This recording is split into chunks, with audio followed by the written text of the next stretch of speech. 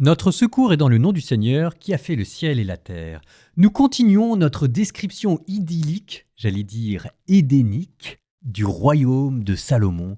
N'en jetez plus, ça déborde de tous les côtés de gloire, de paix et de douceur. Ça fait du bien quand même des chapitres où il se passe que des belles choses. C'est pas si courant que ça dans la Bible. 1 Roi chapitre 5.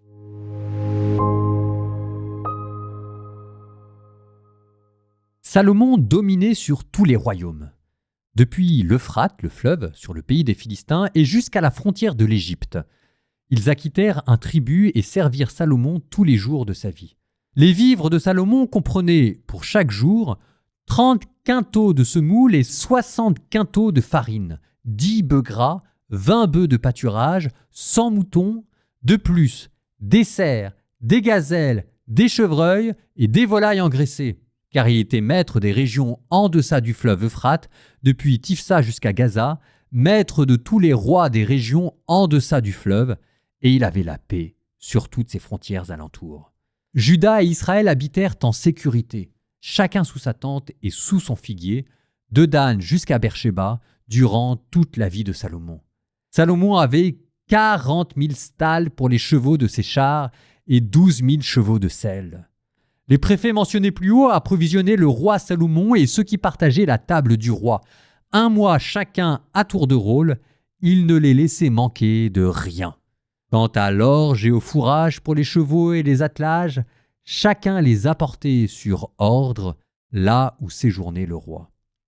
Dieu donna à Salomon une sagesse et une intelligence très grandes et un cœur aussi vaste que le sable au bord de la mer.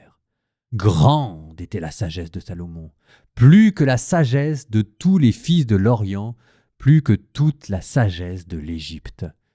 Il fut le plus sage des hommes, plus encore qu'Étan l'Ezraïte, et que Émam, Calcol et Darda, fils de Mahol, son nom était connu de toutes les nations d'alentour. Il prononça 3000 proverbes et composa des chants au nombre de 1005. Il parla des arbres, depuis le cèdre du Liban jusqu'à l'hysope qui pousse sur le mur. Il parla des quadrupèdes et des oiseaux, des reptiles et des poissons. Et l'on venait de tous les peuples pour entendre la sagesse de Salomon. On venait de la part de tous les rois de la terre qui avaient entendu parler de sa sagesse. Hiram, roi de Tyr, envoya des serviteurs auprès de Salomon, car il avait appris qu'on lui avait donné l'onction comme roi à la place de David son père. En effet, Hiram avait toujours été l'ami de David. Salomon envoya ce message à Hiram. « Tu sais que David mon père, harcelé par les guerres, n'a pas pu bâtir une maison pour le nom du Seigneur son Dieu, jusqu'à ce que le Seigneur eût mis sous ses pieds les ennemis qui l'encerclaient. Mais à présent, le Seigneur mon Dieu m'a donné le repos de tous côtés. Je n'ai plus d'opposants ni de danger à craindre.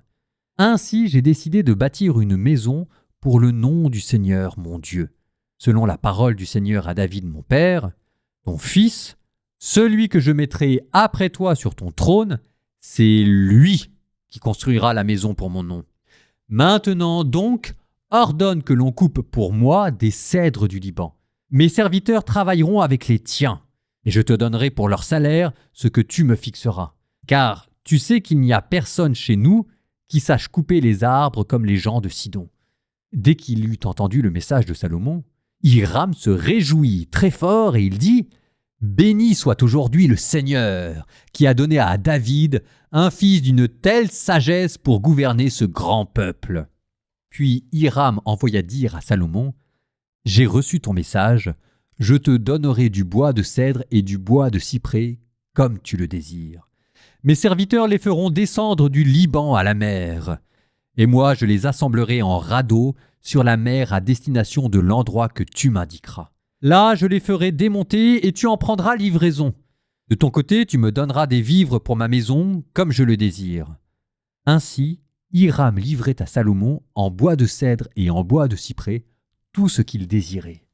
Et Salomon livrait à Hiram 20 000 quintaux de blé pour la nourriture de sa maison, plus 20 quintaux d'huile d'olive concassée. Voilà ce que Salomon livrait à Hiram tous les ans. Le Seigneur avait donné la sagesse à Salomon selon sa promesse. Hiram et Salomon vécurent en paix et ils conclurent une alliance. Salomon recruta dans tout Israël 30 000 hommes de corvée. Il les envoya au Liban, 10 000 à tour de rôle. Ils restaient 1 mois au Liban, puis 2 mois chez eux, et Adoniram était chef de la corvée. Salomon avait aussi 70 000 porteurs et 80 000 ouvriers pour les carrières dans les montagnes. Il y avait encore les chefs, nommés par les préfets pour diriger le travail, au nombre de 3 300 qui commandaient aux ouvriers. Le roi ordonna d'extraire de grands blocs, de belles pierres, pour poser en pierre de taille les fondations de la maison. Puis les maçons de Salomon et ceux d'Hiram, ainsi que les gens de Byblos, taillèrent et préparèrent le bois et les pierres pour construire la maison.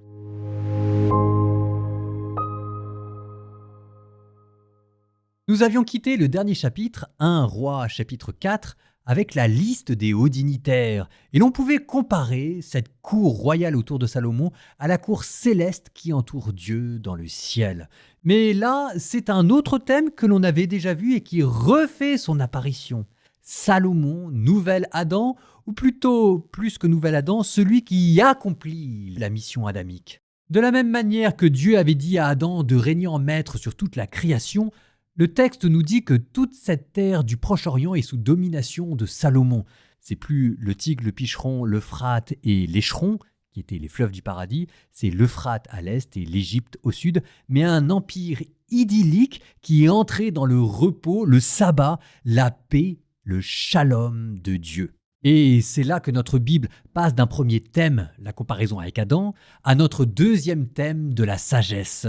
Et on en rajoute une couche, parce que la sagesse dans la mystique juive, ça voudra dire quelque chose. Une sagesse et une intelligence très grande et un cœur aussi vaste que le sable au bord de la mer. Ce qui fait écho au nombre des fils d'Israël. On ne sait plus très bien si la promesse faite à Adam s'accomplit dans le nombre des Israélites ou dans la grandeur de la sagesse de Salomon. Mais c'est peut-être la même chose. On vous dit qu'en lui culmine et même est dépassée la sagesse des nations. Il s'agit donc d'une sagesse surnaturelle. C'est pas une sagesse acquise à coup d'intelligence, c'est une sagesse qui est révélée. Elle est d'origine divine. C'est l'établissement du royaume de Dieu. À travers Salomon, c'est Dieu qui règne par sa sagesse et sa parole sur la terre. Et puis, la sagesse, manifestement, ça fait rêver le rédacteur qui n'en finit plus d'en rajouter et qui vous décrit maintenant toute l'étendue de cette sagesse, qui d'abord culmine dans les proverbes, symbole de la sagesse populaire et de la sagesse philosophique, qui ensuite culmine dans la grandeur, le nombre et la beauté des hymnes que Salomon a composés. Et là encore, c'est cette forme de sagesse, don de l'Esprit Saint qui vous amène à louer Dieu, la puissance de la piété, Dieu qui habite les hymnes d'Israël. Et on continue encore, cette sagesse qui se retrouve à nouveau dans le nombre des écuries, dans la force d'un royaume, le don de la force de l'Esprit Saint. Et cette sagesse va même jusqu'à cultiver ce que nous appellerions la science. Il parla des quadrupèdes et des oiseaux, il parla des arbres, depuis le cèdre jusqu'à l'hysope. Là, vous avez encore à nouveau un thème adamique. C'est Adam qui nomme tous les animaux, c'est Adam qui connaît la création. Salomon, au début de son règne, c'est la gloire du jardin d'Éden cultivé dans la puissance de la sagesse. Même si on sent qu'il manque encore le clou final au spectacle, la cerise sur le gâteau, la maison de Dieu. Pour l'instant, on n'en est qu'aux préparatifs. Mais vous sentez qu'avec ce temple à venir, la maison de prière, la maison de sacrifice, c'est pas le jardin d'Éden retrouvé, c'est le jardin d'Éden dépassé. Dépassé dans le bon sens du terme, achevé. Le jardin d'Éden, c'est au début de l'histoire humaine. Là, le temple de Salomon, c'est un avant-goût de la fin de l'histoire humaine. Le sommet de l'art, le sommet de la sagesse, le sommet de la civilisation. Le meilleur est à venir. Adam et Ève sont sortis de l'état de nature, vous êtes dans l'histoire des hommes, et Salomon retrouve le jardin d'Éden en l'embellissant de toutes les trouvailles que le génie humain a pu accumuler au fur et à mesure des siècles et viennent contribuer à lui la gloire et la richesse des nations, notamment avec ce Hiram. Il y a un rêve dans ce chapitre, et ce qui est extraordinaire, c'est que c'est un rêve réalisé.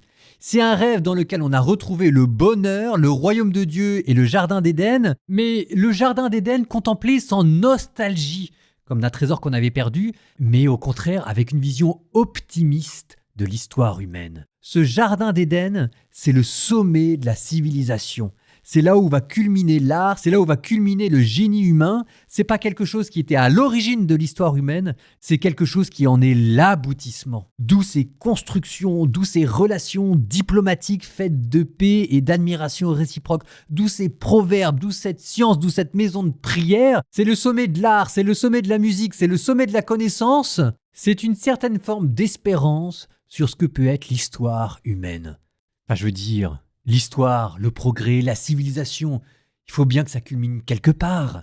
Eh ben, si ça doit culminer quelque part, c'est là que ça culmine, dans ce chapitre, 1 Roi, chapitre 5 que vous venez d'entendre.